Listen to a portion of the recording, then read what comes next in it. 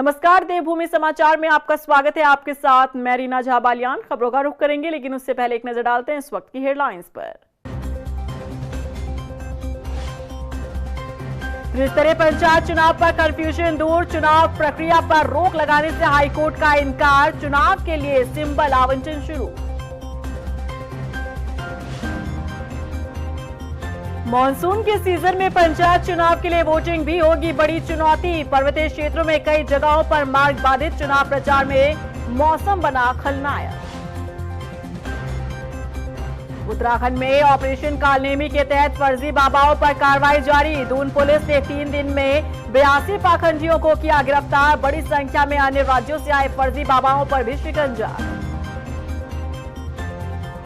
और देहरादून में road wheeler कुत्ते के हमले पर एक्शन, बिना रजिस्ट्रेशन के कुत्ता रखने पर नपेंगे मालिक, नगर निगम वसूलेगा जुर्माना।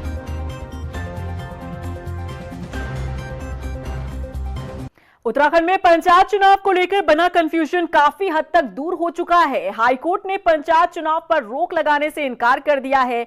हालांकि इसके बावजूद ये चुनाव राज्य निर्वाचन के लिए सिरदर्द बनता दिख रहा है। ऐसा इसलिए क्योंकि भले ही पंचायत चुनाव पर हाईकोर्ट ने रोक न लगाई हो, लेकिन आयोग के 6 जुलाई के सर्कुलर पर रोक लगा दी है। वहीं अब इस मुद्दे पर सियासत भी गरमाती दिख रही है। देखिए रिपोर्ट। पंचायत चुनाव पर कंफ्यूजन दूर, चुनाव पर नहीं लगी रोक, लेकिन आयोग के सर्कुलर पर कोर्ट ने लगाई रोक। आयोग के लिए सिरदर्द बना पंचायत चुनाव। उत्तराखंड में पंचायत चुनाव को लेकर चल रहा कंफ्यूजन काफी हद तक दूर हो चुका है। हाईकोर्ट ने चुनाव प्रक्रिया पर रोक तो नहीं लगाई, लेकिन राज्य निर्वाचन आयोग द्वारा 6 जुलाई को जारी किए गए सर्कुलर पर हाईकोर्ट ने रोक को बरकरार रखा है। बता दें कि आयोग ने अपने सर्कुलर में कहा था कि जिन मतदाताओं के नाम ग्राम पंचायत की मतदाता सूची में हैं और शहरी मतदाता सूची में, उन्हें मतदान करने या चुनाव करने से नहीं रोका जाए। कोर्ट ने आयोग के इसी सर्कुलर पर 11 जुलाई को रोक लगा दी थी, जिसे आज सुनवाई में भी बरकरार रखा गया। वहीं पंचायत चुनाव को लेकर सूबे में सियासत भी गरमाती दिख रही है। पूर्व मुख्यमंत्री हरीश रावत ने मौन व्रत रखकर पंचायत चुनाव में कथित धांधली और अधिनियम उल्लंघन के प्रति गंभीर चिंता जाहिर की। उन्होंने आरोप लगाया कि चुनाव संचालित करने वाली संस्थाएं सत्ता के नियंत्रण में होकर निष्पक्ष कार्य नहीं कर रही हैं और उम्मीदवार को न्याय के लिए हाईकोर्ट और अन्य मंचों का सहारा लेना पड़ रहा है। तुम्हें जो गड़बड़ हो रही है, राज्य का पंचायती राज का एक्ट है 2016 का, हम बना करके गए थे। उस एक्ट की सर्वथा अवहेलना हो रही है, उसकी धज्जियां उड़ाई जा रही है। आप जब किसी एक्ट के तहत तो काम होगा, जो ये आयोग बना हुआ है वो आयोग को तुमने अपना तोता बना करके बना दिया है। तो राज्य के अंदर पंचायती राज व्यवस्था को नरक में डालने का काम हो रहा है। इसलिए एक दुखी मन से जो है मैंने एक मौन व्रत 1 घंटे का रखा। आज नैनीताल हाई कोर्ट में हुई सुनवाई के बाद राज्य निर्वाचन आयोग ने चुनाव प्रक्रिया को जारी रख अधिसूचना के अनुसार ही करने का निर्णय लिया है, जिसके तहत चिन्ह आवंटित की प्रक्रिया शुरू की गई। लेकिन दूसरी तरफ जिस तरह से हरीश रावत द्वारा आयोग की मनमानी के आरोप पर उपवास रखकर विरोध प्रदर्शन किया गया, उस पर बीजेपी का भी बयान सामने आया है। बीजेपी प्रदेश अध्यक्ष महेंद्र भट्ट का कहना है कि कांग्रेस का हर संस्था पर आरोप लगाने का प्रचलन बन चुका है, क्योंकि कांग्रेस चाहती है कि आयोग की तमाम प्रक्रियाएं विपक्ष के अनुकूल हो, लेकिन जब ऐसा नहीं होता तो चुनाव आयोग पर ही सवाल खड़े करने का कांग्रेस काम करती है। कांग्रेस तो हमेशा हर संस्था पर आरोप लगाने का एक नेचर सा बन गया है, और केवल राज्य के चुनाव आयोग ही नहीं बल्कि केंद्र के भी चुनाव आयोग पर उनके प्रश्न खड़े होते हैं। जब उनके हित में चीज़ें आती हैं तो अनुकूलता हो जाती है, जब उनके विरोध में चीज़ें आती हैं तो चुनाव आयोग पर ही प्रश्न खड़ा कर देते हैं। फिलहाल पंचायत चुनाव को लेकर कोर्ट ने काफी हद तक कंफ्यूजन दूर कर दिया है, लेकिन ये पंचायत चुनाव राज्य निर्वाचन आयोग के लिए सिरदर्द बन चुका है, क्योंकि आयोग के सर्कुलर के मुताबिक ही उम्मीदवारों ने नामांकन किए और अब आयोग के सर्कुलर पर कोर्ट की तरफ से रोक लगाई गई है। ये कहीं न कहीं उम्मीदवारों के लिए बड़ा झटका है। उत्तराखंड में लगातार बारिश का दौर जारी है। पर्वतीय क्षेत्रों में कई मार्ग बाधित हो चुके हैं। इस बीच मानसून की ये बारिश पंचायत चुनाव में खलल डाल सकती है, क्योंकि मतदान की तारीख नजदीक आ रही है। ऐसे में शासन प्रशासन के लिए चुनाव कराना बेहद चुनौतीपूर्ण नजर आ रहा है। ये रिपोर्ट देखिए। पंचायत चुनाव पर मॉनसून का असर, पर्वतीय क्षेत्रों में कई मार्ग बाधित, नजदीक आ रही मतदान की घड़ी, लगातार बारिश परेशानी कर सकती है खड़ी, चुनाव कराना बड़ी चुनौती। उत्तराखंड में हर साल मॉनसून सीजन के दौरान भारी बारिश के चलते प्रदेश में आपदा जैसी स्थिति पैदा हो जाती है। खासकर पर्वतीय क्षेत्रों में पिछले कुछ दिनों से लगातार हुई भारी बारिश के चलते कई मार्ग बाधित हैं। इस बीच प्रदेश में पंचायत चुनाव में मतदान की घड़ी भी नजदीक आ रही है। ऐसे में लगातार बिगड़ते मौसम के बीच चुनाव करवाना बेहद चुनौतीपूर्ण नजर आ रहा है। बता दें कि 24 और 28 जुलाई को पंचायत चुनाव के लिए वोटिंग होनी है, साथ ही 31 जुलाई को मतगणना होनी है। मौजूदा समय में प्रदेश के अधिकांश हिस्सों में बनी स्थितियों में चुनाव कराना शासन प्रशासन के लिए बड़ी चुनौती है। हालांकि राज्य निर्वाचन आयोग भी इस बात को मान रहा है कि मॉनसून में चुनाव करवाना चुनौतीपूर्ण है, जिसके चलते सभी जिलाधिकारियों और आपदा प्रबंधन विभाग को व्यवस्था दुरुस्त करने के निर्देश दिए गए हैं, ताकि सामान्य दिनों की तरह ही चुनाव को संपन्न करवाया जा सके। राज्य निर्वाचन आयोग के आयुक्त सुशील कुमार ने कहा कि इस बार त्रिस्तरीय पंचायत चुनाव मॉनसून के दौरान हो रहे हैं, जिस पर शुरू से ही विशेष ध्यान रखा गया है। अवश्य, क्योंकि इस बार जो त्रिस्तरीय पंचायत निर्वाचन है वो मॉनसून में वर्षा काल में हो रहा है, तो इसका हमने विशेष ध्यान रखा है शुरू से ही, और जो संभावित परिस्थितियां हैं उसको देखते हुए सभी जिलाधिकारियों को बोला गया है कि वो एक कंटीजेंसी प्लान आपदा के दृष्टिगत निर्वाचन के लिए बनाएंगे, जिससे कि अगर वर्षा होती है या अतिवृष्टि होती है तो उसमें जो हमारे मतदान पार्टियां हैं उनका आवागमन बाधित ना हो, मतदाताओं को आवागमन बाधित ना हो। बारिश के दौरान बाधित मार्गों को तत्काल खोलने के लिए पहले दिन से ही चुनाव प्रक्रिया तक संसाधन तैयार रखना पड़ेगा। इसी तरह पोलिंग बूथ तक जाने वाले पैदल मार्ग को दुरुस्त रखने, पोलिंग बूथों को दुरुस्त करने के साथ ही स्वास्थ्य सुविधाओं के बेहतर प्रबंधन पर भी जोर दिया गया है। मुख्यतः मार्गों का जो अवरुद्ध होना है उसको देखना है, उसके लिए संसाधन पहले से भी तैयार रखना पड़ेगा, और उस दिन के लिए भी निर्वाचन की अवधि में पर्याप्त संसाधन उन मार्गों पर आपदा के दृष्टिगत रहेंगे। इसी तरह पैदल मार्गों की स्थिति पर भी व्यवस्था रहेगी।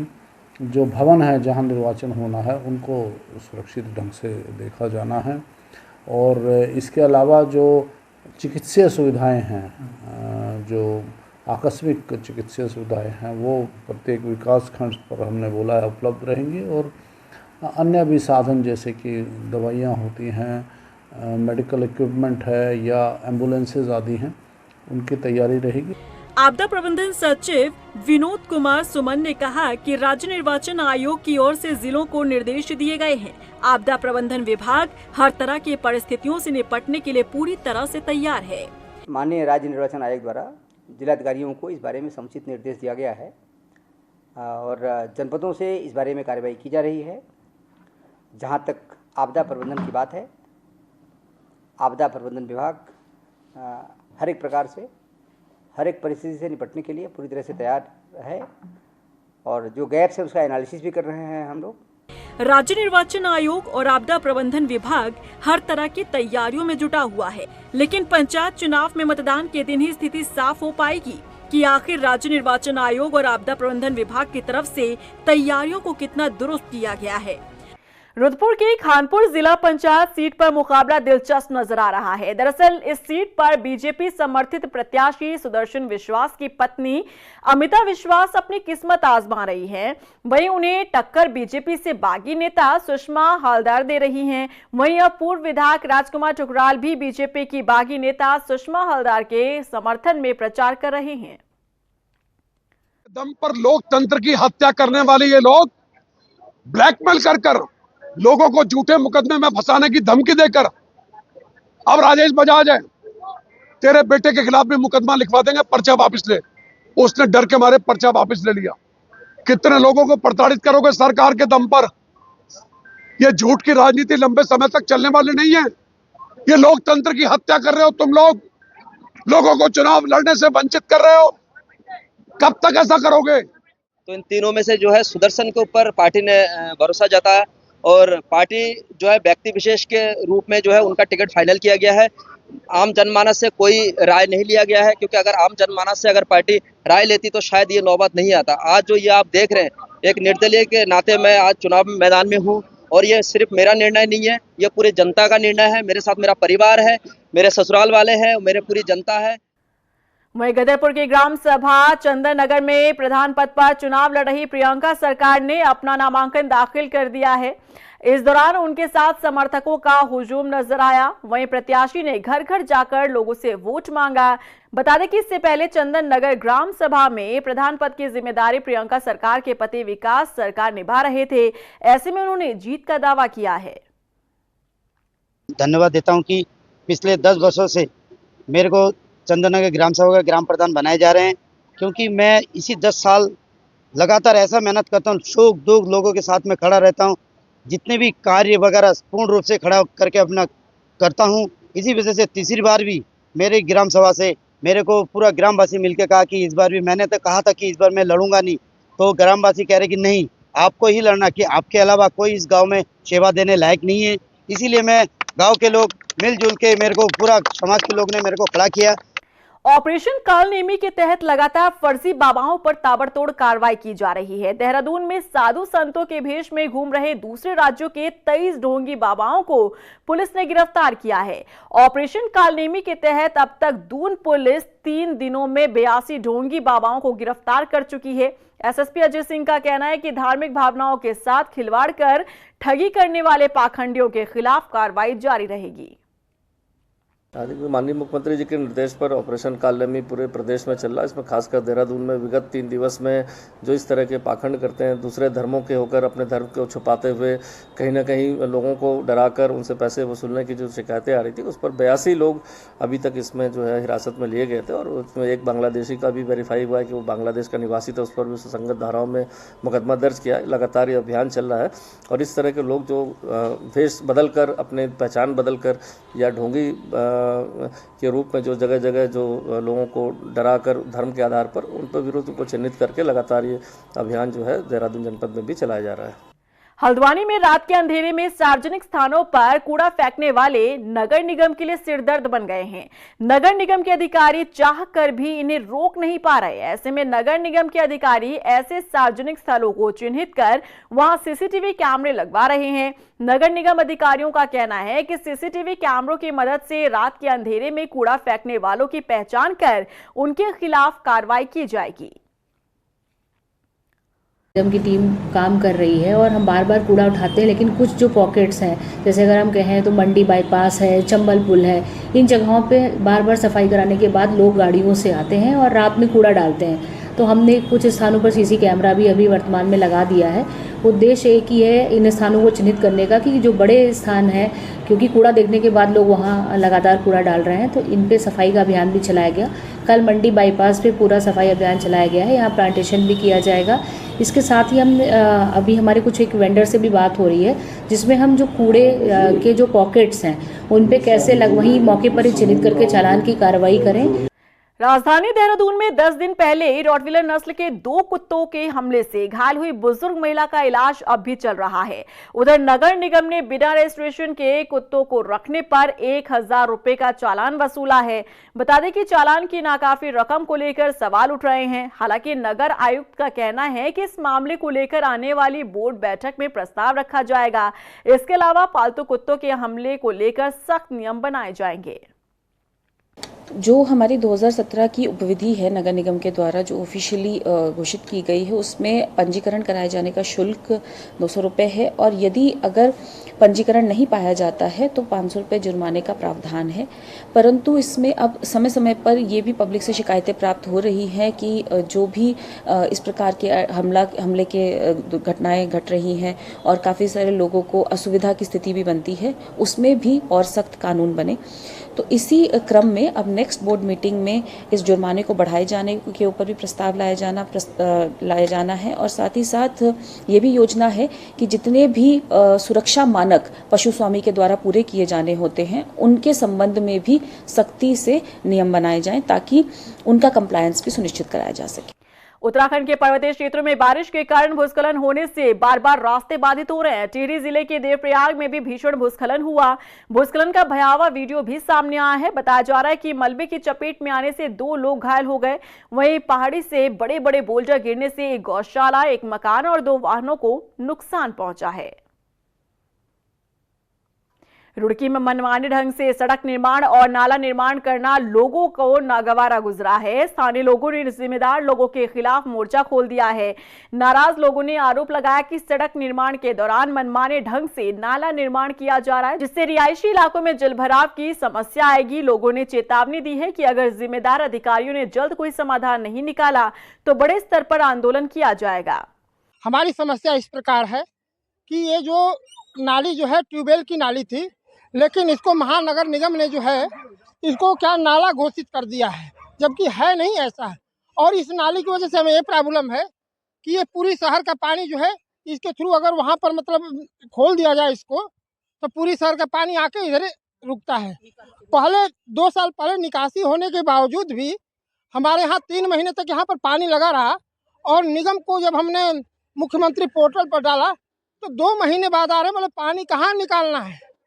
तो वही बोलते हैं जब समस्या खत्म हो गई तब आ रहे हैं, मतलब निगम वाले ये करके। और इसी के साथ फिलहाल इस बुलेटिन में बस इतना ही, लेकिन चलते चलते एक नजर डालते हैं इस वक्त की हेडलाइंस पर।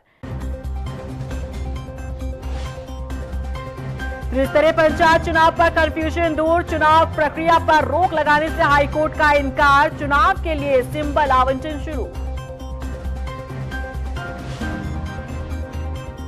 मॉनसून के सीजन में पंचायत चुनाव के लिए वोटिंग भी होगी बड़ी चुनौती। पर्वतीय क्षेत्रों में कई जगहों पर मार्ग बाधित, चुनाव प्रचार में मौसम बना खलनायक।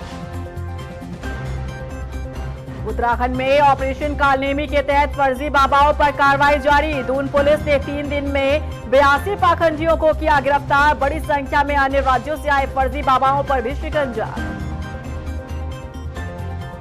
और देहरादून में रोडविलर कुत्ते के हमले पर एक्शन, बिना रजिस्ट्रेशन के कुत्ता रखने पर नपेंगे मालिक, नगर निगम वसूलेगा जुर्माना।